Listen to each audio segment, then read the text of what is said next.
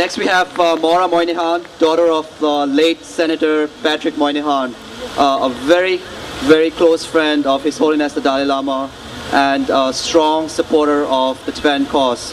Maura is an author, had worked for the Radio Free Asia and was a consultant with the Refugee International. She has worked for many years with Tibetan refugees in India and Nepal. It's a privilege, Maura. Tashidele! Berong Zen! Free Tibet now! China out of Tibet now!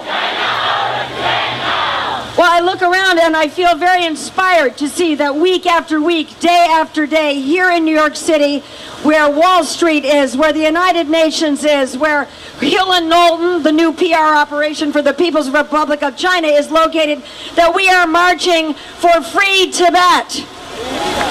And I want to thank all my friends in the Tibetan Youth Congress, Sonam and Sewang and Tenzing and Seten and Zering, all of you for doing this work. And I want to thank all the people at SFT, my friend Tendor the Hero, whom I saw getting arrested when I was in Bangkok, and he was getting arrested in Athens at the opening of the Torch of Bloods March around the world. And it is very important to remember that this is not just a fight for Tibet. This is a fight for the rights of the world, the human rights and the civil rights and the political and the religious rights of the whole world.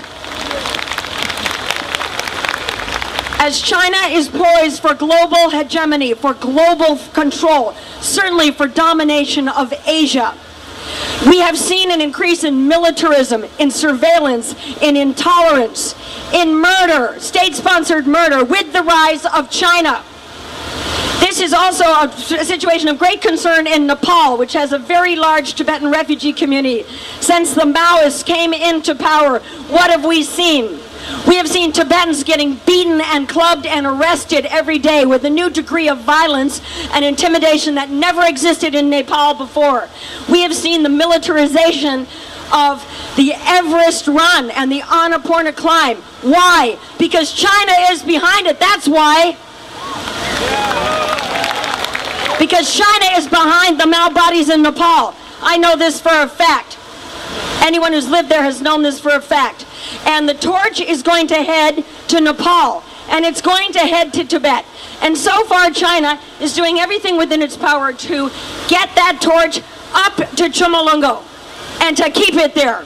And we know that if this happens, there will be a bloodbath in Tibet. Therefore, it is very important for all of us not to cry for Tibet, not to fear for Tibet, not just to pray for Tibet, but to take action for Tibet. Don't just cry for Tibet. Right now, we have the power, while we're still in the free world, to take action to go after the corporate sponsors of the 2008 Beijing Olympic Games. That is McDonald's, Adidas, Nike, Samsung, Lemonco, Volkswagen, the list goes on. And I see my friend Mickey here from Human Rights Watch. Maybe she went away, but in any case, I urge all of you to go to the Human Rights Watch website, www.hrw.org. Go to their campaign targeted at corporate responsibility of the corporate sponsors of the Olympic Games. You will see the work that they have done in addressing the issue of Tibet, the atrocities in Tibet, the slaughter in Tibet, the ongoing torture and incarceration and whole-scale murder of the people of Tibet. And you will see that the corporate sponsors are trying to distance themselves from any responsibility or to take any kind of action to stand up for the people of Tibet. Well, they have to feel the heat, and we still have two things within our power: the pocketbook and the pencil. And what we can do is write letters. Every week, every day, I want you to take some time to write a letter to the court, to McDonald's, to Nike, to Adidas. You will find their addresses on the Human Rights Watch website. You will also find them on the Dream for Dapur website. And this week, we're going to put on a Rongsan Revolution website. We're going to get it up and running to link all of our action with the other groups that are targeting the corporate sponsors. Because we only have 3 months 3 months. What's going to happen in the next 3 months? You know that torch, if it goes through Tibet, there's going to be blood. And we have to be prepared to address this. We have to be prepared for a boycott of the products and sponsors of the corporations that are enabling torture in Tibet. By not bringing up the rights of the Tibetan people before the International Olympic Committee, China has outraged the conscience of mankind with its conduct in Tibet, not just in the last 6 weeks, but in the last 6 decades. The blood has flown in Tibet in the last 6 decades, and all of us who've worked for so many years for the rights of the Tibetan people have been told again and again, the story is over. China has won. It's too late now. Tibet has been crushed. Tibet will never be free. But as we know, it's those people inside Tibet on March 14th, 2008, kicked back and poured blood on the face of Mao and spoiled his big Olympic moment. So don't you tell me the story is over.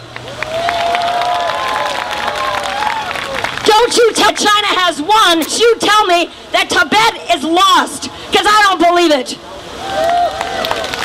Now when I see people in Tibet who know the consequences of their actions, who know they will go under the lash, the whip, and the jackboot just for saying free Tibet, well, they're still saying free Tibet. And yes, they're being arrested. Yes, they're being detained. And let's not go with the propaganda that, oh, it's only 150 Tibetans who've been killed. We know that it's more. We know that China always lies. There's no news coming out of Tibet. There's probably no news going into Tibet. We know the border has been closed. The only people going in and out of Tibet are the People's Armed Police. Now what does that tell you? That tells you China has violated its sworn agreements to the International Olympic Committee, to the United Nations, all the agreements by which it obtained the privilege and the honor of hosting the 2008 Olympic Games. Well, we've got to make them pay. And we started a Rongzhen revolution. Like my friend Jamyang Norbu has said, this is not just about Tibet. This is about the world. So all the work that you are doing, all the work that Tibetan people are doing, I know you pay out of your own pockets to come here and to demonstrate. And I know the only support you get is the support that you give yourselves. Well, we have to bring more people into this movement before they regret it and they miss this Rongzhen revolution. I'm not going to miss this Rongzhen revolution. I say free Tibet now. Free Tibet now. China out of Tibet now. China out of Tibet now. And I say long live the Tibetan Youth Congress. Long live Students for a Free Tibet. Long live Palden Gyatso. Long live Jamyang Norbu. Long live Tendor and Laden and all of you guys. Free Tibet now. Free Tibet.